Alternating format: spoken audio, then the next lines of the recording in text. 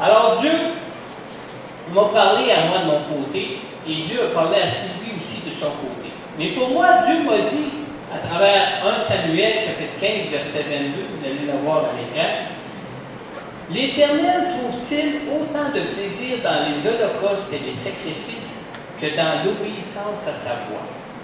Non, l'obéissance vaut mieux que les sacrifices et l'écoute attentive vaut mieux que la graisse des béliers. » Alors, pendant 6 ou 7 mois, à chaque mois, c'était la même histoire. On était dans un cercle vicieux comme celui du jour de la marmotte. Mais là, le Seigneur nous a parlé. Et le Seigneur a mis même un terme final à tout ça. Et ce matin-là, le Seigneur m'a fait comprendre l'importance de lui obéir pour qu'il puisse nous conduire dans le plan de vie qu'il a pour nous. Et le Seigneur m'a même dit, imagine que tu deviens pasteur d'une église. Tu vas écouter qui, toi? Les hommes ou moi? Tu vas suivre qui, toi? L'idéologie des hommes ou mon plan pour mon église? Je dis, ouais, Seigneur, c'est vrai. C'est toi qui construis ton église. Ouais, Seigneur, c'est vrai. C'est toi qui pourvois à nos vies et à ton église. Ouais, Seigneur, c'est vrai. Ce n'est pas une question de sacrifice, c'est une question de connaître les plans de bénédiction pour nous. Amen. Et Dieu m'a dit ceci, comment pourrais-tu me servir par ta vie si tu marches à la crainte des hommes et si tu conduis les choses selon l'idéologie des hommes plutôt que selon mes promesses pour toi? Et ça devenait tellement clair que je suis parti de ma place pour aller trouver mon épouse, je me suis assis en face de mon épouse. Et puis, j'ai dit à mon épouse, Dieu m'a parlé ce matin, je crois que nous devons définitivement fermer le club vidéo. Et c'est vous ce que mon épouse m'a répondu? Je le sais, Dieu aussi m'a parlé ce matin, on doit fermer le club vidéo. Ça sera son témoignage à elle. Mais Dieu nous avait clairement parlé. Et Dieu a vraiment mis un terme. Hein? Le Seigneur m'a dit, c'est à toi de choisir maintenant. Soit de te laisser conduire par moi ou pas.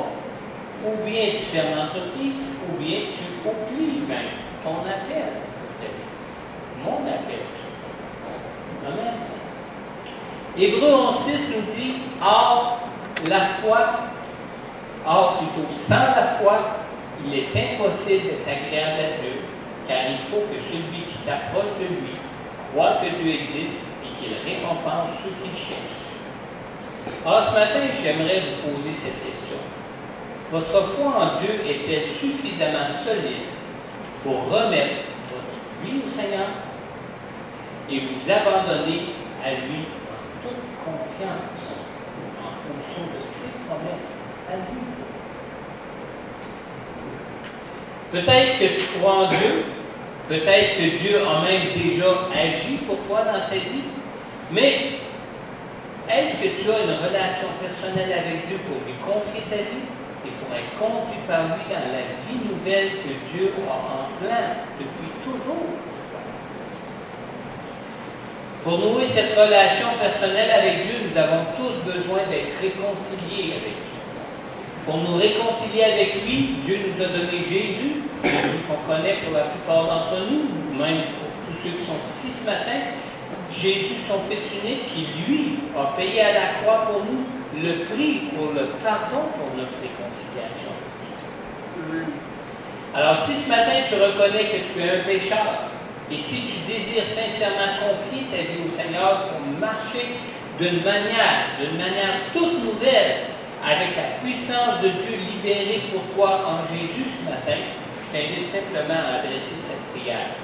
On peut courber nos têtes, fermer nos yeux et adresser dans nos cœurs cette prière à Dieu en disant, Père Céleste, je crois en ton amour, je crois en Jésus qui a souffert et qui est mort à la croix pour moi. Je reconnais que je suis pécheur. Je reconnais que je ne peux pas, par moi-même, marcher dans la vie que tu veux pour moi. Seigneur Jésus, je t'ouvre maintenant tout mon cœur. Je te prie, Seigneur, maintenant, d'entrer dans ma vie afin que je puisse devenir une nouvelle créature avec toi et marcher dans cette vie que tu as pour moi. Je te prie, mon Dieu, de me donner la personne de ton Saint-Esprit. Ton Saint-Esprit pour pouvoir connaître ta présence avec moi dans ma vie maintenant. Et Seigneur, je te prie de me conduire maintenant dans tout le plan de vie que tu as pour moi, pour ma vie maintenant, comme pour la vie éternelle à venir. Je te le demande, Père, dans le nom puissant de Jésus, ton Fils ressuscité, et tout le monde peut dire Amen. Amen. Si vous êtes en ligne maintenant, n'hésitez pas à contacter Pasteur Corneille afin qu'il puisse lui aussi prier pour vous et vous accompagner dans votre cheminement dans la foi en Jésus.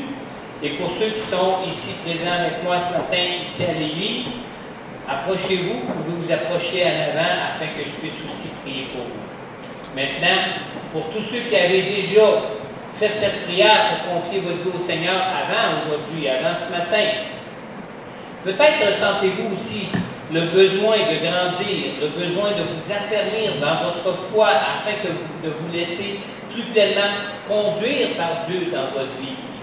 Alors, si vous êtes en ligne, prenez le temps de prendre contact avec Pasteur Corneille, mais pour les autres qui sont ici avec moi, avancez-vous simplement ici en avant afin que je puisse prier pour vous. Priez pour votre foi, priez aussi pour n'importe quel autre besoin que vous puissiez avoir pour vous-même dans votre vie, dans votre relation foi avec Jésus. Alors, merci d'être à l'écoute de Dieu pour votre vie et de chercher à mieux le connaître. Et je vous dis simplement pour terminer, soyez comblés en Jésus. Amen. Amen.